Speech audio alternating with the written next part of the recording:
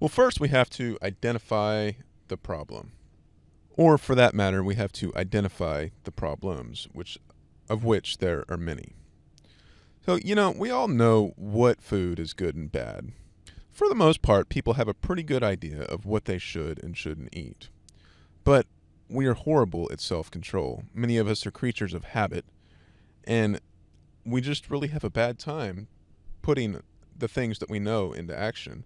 When ice cream is calling your name at 1 o'clock in the morning, it can often be pretty difficult to say no.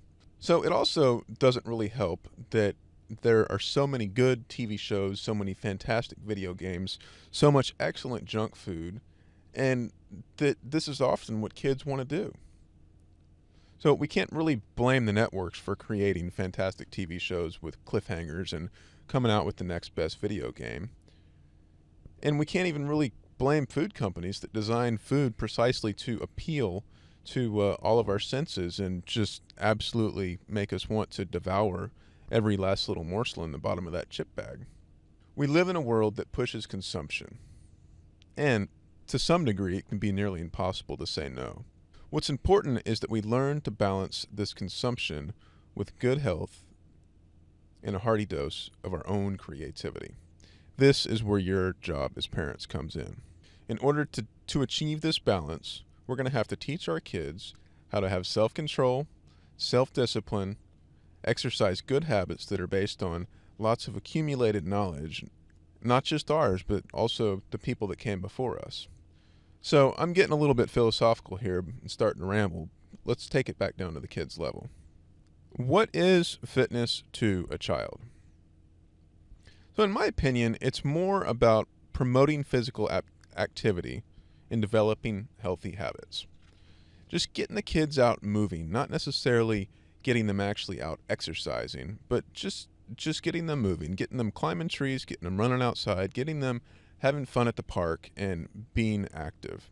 I think it's important that kids, to some extent, avoid sedentary activities like television.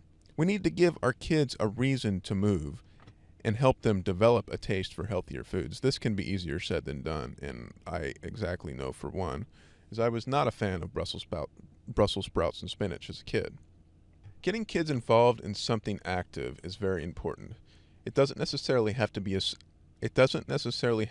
a high energy sport like soccer, but it's just got to be something that gets them moving. This can even just be something active like playing with your kids. Go to the beach and actually build something. Play on the jungle gym with them.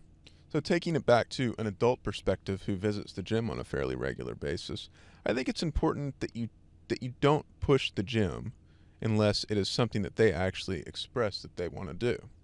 One of the most important things here to note is that if you get your kids doing something active and something positive, it's very difficult for them to be involved with negative things.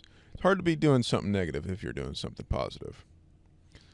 So once again, this comes to the example that I've already made, is that you, as a parent, have to set a good example for your child.